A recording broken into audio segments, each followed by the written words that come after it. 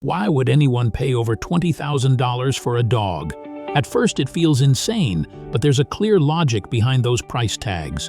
Let's walk through how scarcity, science, and social status turn puppies into luxury goods. First, rarity drives price.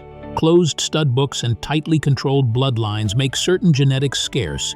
When a new designer mix or an extreme show line appears, early litters are limited, and buyers compete for the first pups.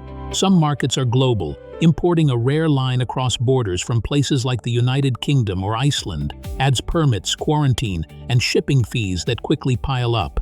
Next, breeding costs are high. Breeds with structural extremes, think flat-faced French bulldogs, often require planned cesarean deliveries for almost every litter. That means surgical bills, specialized veterinary care, and neonatal support for every puppy.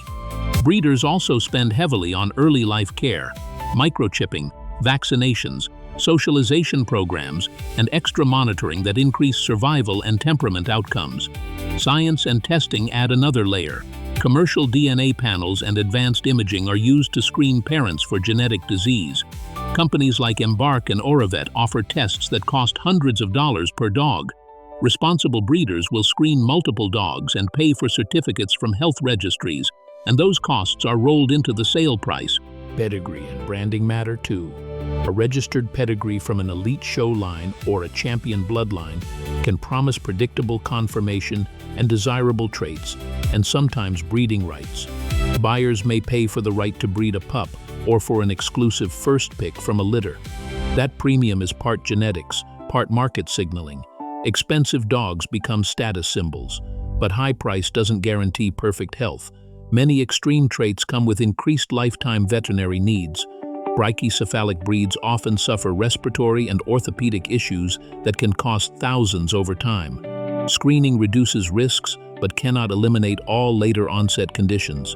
The market also incentivizes problematic behavior.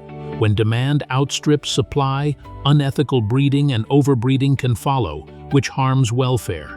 You should also know what you're actually paying for. Some buyers buy pets as investments. Elite studs or champion pups with breeding contracts can recoup costs through stud fees or future litters. Others pay for convenience, imported lineage, health clearances, and training. Still others are buying a status symbol showcased on social media, which has a real effect on price. Misconceptions are common. Price isn't the same as guaranteed health, and a pedigree doesn't promise a long life. Some of the priciest sales have been for designer hybrids or for breeding rights, not purely for companion animals. There are advantages. Thorough health testing, documented bloodlines, and early veterinary care can reduce short-term risks and give buyers legal protections in the form of contracts or health guarantees that cover limited conditions and timeframes. Disadvantages include higher lifetime medical costs, potential inherited health problems linked to extreme traits, and the moral cost of fueling markets that may favor appearance over welfare. So how do prices climb past $20,000? It's a mix: extremely rare genetics, plus controlled supply, high veterinary and rearing costs, expensive health certifications, international transport, and market signaling. Add in social media buzz and exclusive breeding rights, and you get headline-making sale prices. Real-world examples show this. Urban companion breeds like French bulldogs and some designer crosses have been repeatedly cited among the most expensive in recent years.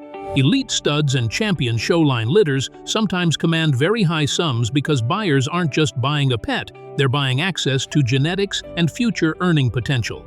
For most dog lovers, the practical takeaway is this: if you're tempted by a high-priced pup, ask for the documentation. Verify health tests, pedigree registration, and what the price actually covers. Cesarean fees, DNA panels, OFA or X-ray certifications, vaccinations, microchip, or transport costs.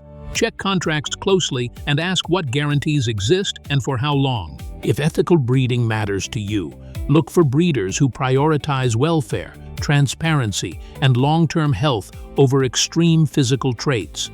Finally, consider alternatives. Many wonderful dogs are available through rescues and shelters, and mixed-breed dogs often have fewer breed-specific health problems. Expensive doesn't automatically mean better for your home. In the end, those $20,000 price tags are understandable when you add up rarity, expensive care, testing, and market dynamics, but they're not a health certificate. Know what you're buying, and if you decide to spend big, do your homework. Like, follow, and tell us, would you ever buy a dog that expensive?